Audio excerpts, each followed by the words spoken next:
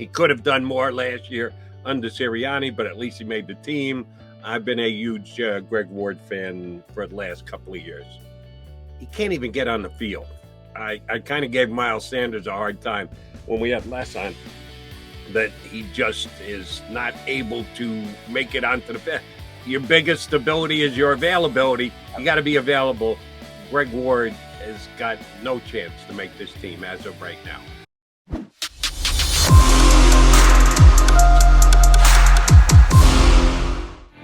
You get Birds 365 right here on the JAKIB Media YouTube channel. Jeff Kerr for John McMullen today with me. Barrett Brooks going to join us coming up in about 15 minutes from now. In case you just did stream in, haven't turned on your radio or your TV or grabbed your phone and jumped on Twitter. Today's joint practice between the Eagles and the Dolphins has been canceled by the Dolphins due to a non-COVID illness that's going through the team. Mike Garafolo, NFL Network, is calling it a stomach flu, but a bunch of Dolphin players have come down with some kind of stomach issue. So in an overabundance of caution, they have canceled today's practice. The Eagles are planning on practicing by themselves, as if they were down in South Philly. Jeff Kerr mistakenly thinks they're going to go over an hour. I don't think there's any chance of that. I think that in the heat that is Miami, they'll get their 55 minutes in. They looked, and again, this is yours truly taking other people's reportings, the video that I was able to see, limited. I wasn't there. Johnny Mack was, and the rest of the Eagles beat guys were. They looked tired yesterday. They looked like a team who had a longer week last week, dual practices on a plane, got the the preseason game in, came home one day, turned around, got back on a plane, went down to Miami. Well, that's the National Football League. If we're making excuses for that, a little soft, if you ask me. But the Dolphins were home all week, and they just looked a little bit crisper, a little bit better in the joint practice they had yesterday. No questions asked. The Dolphins got the better of it. Feel where what you must about the Eagles losing their first preseason joint practice since Nick Sirianni took over. Printed T-shirts this year. Yeah, we should doubt highly they're coming out. So they get a practice in, and they'll get the preseason game in, and then they'll start the true preparation for the season.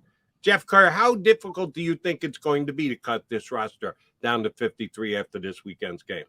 I'll tell you what, Jody, I did a 53-man roster projection for CBS based on what I saw in camp and based on information I gathered from the joint practices, and Les Bowen was one of those people. And I looked at it as, wow, this is a lot tougher than I thought it was going to be. Obviously, there were a couple locks there, and I'm thinking, do they keep three quarterbacks? I say yes. I do think they keep Reed Sinnett around. Who do they keep at running back? I think I only had three, but I had 6 wide receivers. I had 3 tight ends. Grant Calcaterra was one of them. I had 9 offensive linemen. But where it got tricky for me was, how do you bunch up the whole – do you count them as defensive ends? Do you count them as edge rushers? Do you count them as Sam linebackers like Hassan Reddick and Patrick Johnson and Kyron Johnson? I did not want to do it, but I cut Patrick Johnson. I kept Kyron Johnson. Really? I didn't want to do that because I think Patrick Johnson's had a great camp, but when you got the issues you got in the secondary, and it's tough. It really is. And you've still got guys at linebacker there, like Davion Taylor's going to make the team. Obviously, the Kobe Dean's going to make it. There's no doubt about that. But, it was tough. And with the whole safety position in flux, I mean, I really do think if I get any of these wrong, it's going to be Patrick Johnson and whatever the heck they do with safety. And, I mean, I got to be honest with you. I didn't have Jaquiski Tarr making it, but I'm going to do another one on Monday, and that can change. I know everybody's like, well, he played well in the preseason game. I'm like, guys, he's on the 13 for a reason. Agreed. You've got him keeping Reed Sinnett, huh? Just because you think now, yes, everyone needs a third quarterback? Yeah. Or do you actually believe that because he's looked good in practice? Hadn't looked good in either of the preseason games, at least my evaluative opinion. I just think because everybody needs a third quarterback. And again, this can change. Like, I can flip-flop this, but I'm like, you know what? I say they keep him. But again, this is where it gets tricky. where do you have a developmental guy in there? Usually the third guy is usually the developmental guy. Carson Strong stinks. I'm sorry. He just isn't good. I mean, I think the Eagles are going to keep him on the practice squad, but again, it's really tricky. I mean, it's not like they have a developmental guy in there like Nate Sudfeld or something this year. And here's one of the things that I have to admit, and it pains me to have to admit this because, again, today is Birds 365 show number 347. Johnny Mac and I have been doing this for a while. You guys are on. 347 editions of Birds 365. For about the first 345 of them, I was a stone cold leader of the Greg Ward fan club. Have been since he made this team, transferring over from quarterback to wide receiver. Thought that the Eagles underused him last year. He catches everything that comes his way. I get it. He's not getting behind anybody on defense. He's not that kind of speed guy, but you put him in the pattern, you talk to him, he makes catches. He moves the sticks. He's a first down getter. He got it. He got those type of receptions under Peterson.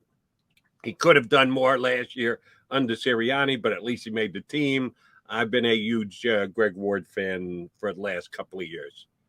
He can't even get on the field. I kind of gave Miles Sanders a hard time when we had Les on, that he just is not able to make it onto the field. Your biggest stability is your availability. You got to be available. Greg Ward has got no chance to make this team as of right now. When I'll do my 53 before after they finish this last game, before the season gets underway, before the cutdowns next Tuesday. It's going to be so hard for me to put a line through Greg Ward's name, but he's got no chance to make this team, does he? I mentioned it too, Jody. I said, look, Greg Ward, he just can't get on the field. It's just a really deep receiver unit this year. And I just said, you're right. It's tough because Greg Ward just isn't around. Like, he's on the team, but that's about it. I mean, I'm honestly kind of shocked that he's still on the team now because I thought maybe they'd give him a chance to maybe latch on somewhere else. But it's tough. I'll tell you what. I know a lot of people like Britton Covey. I just haven't seen it. Not this wow. I'll say that. I'm like, okay, yeah. Like, if you guys just heard of him because he returned a kick for a touchdown in the Rose Bowl, or, but I mean, the first practice I went to, I was like, okay, I could see him making this team, but I don't know if it's a thumb injury or not. But I haven't been wowed by him in the other practices I've been to.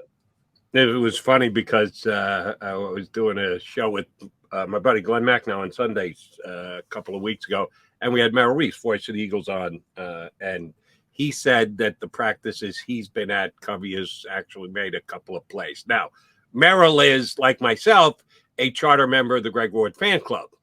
And if Britton Covey's going to make the team, then there's no chance that Greg Ward's going to make the team. I don't think either Britton Covey or Greg Ward are actually going to make the team. But if one does, then it absolutely puts the other one out to pasture.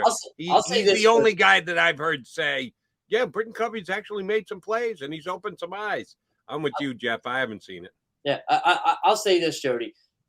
Watching Merrill watch practice is a spectator sport. He is so into it. I love it. It's, he's watching every detail. I'm like, it feels like he's just like an extra coach on the sideline. Guy stands there like this, and he's like, okay, just stands there by himself. You can talk to him, but it's like you're talking, but he's like, yeah, okay, like that type of thing. Like, I love Merrill Reese. He's great. I'll talk to you all the time, but once the pads get on and they start hitting, it's all business. I love, that's how I am too. I'm just kind of sitting there like, yeah, okay, this is the guy.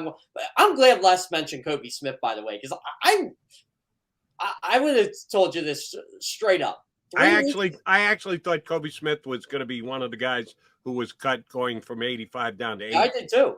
And it's funny, Kobe Smith walked past me the other week. I didn't know who he was. I'm like, this is bad, right? I should know who this guy is. Like, he's on the Eagles, but I didn't. I know now. Like, if I saw his face, if he walked by me today, I'd be like, hey, Kobe Smith. So I talked about this with Les specifically. Esquez. I think you asked him a question about running back for the Eagles this upcoming season. They've done what they've done so far, and they'll get another chance to showcase certainly this final preseason game. We know what three guys are going to make the team. The question is a fourth? Would they be open-minded to going out and getting a guy who's not just another body? A lot of people have suggested, they need a power back. They need someone who can.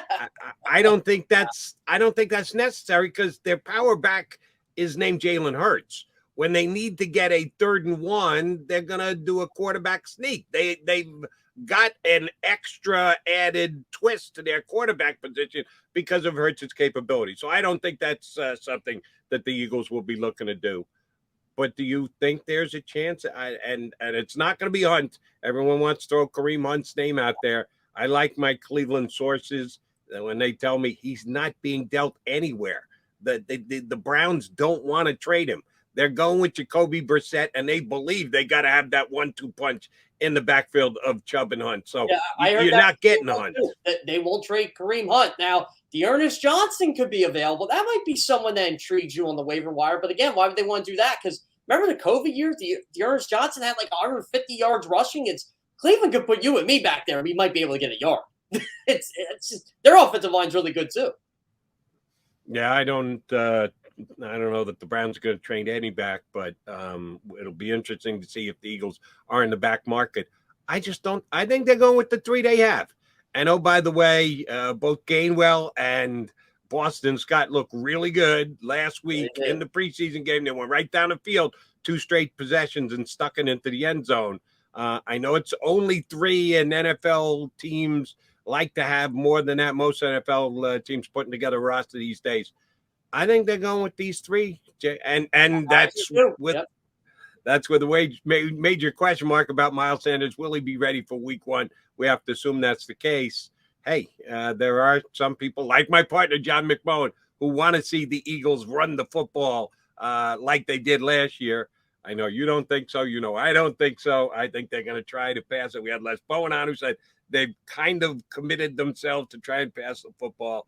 I don't think there's going to be changes in the running back. I tell people I love A.J. Brown, but A.J. Brown's very vocal, as we've seen on social media. I don't want to see A.J. Brown frustrated because he's not getting targets. Let's just put it that way. I don't think that'll be the case, but we all know he hasn't been there. He hasn't been here long enough. We all know how it's going to be.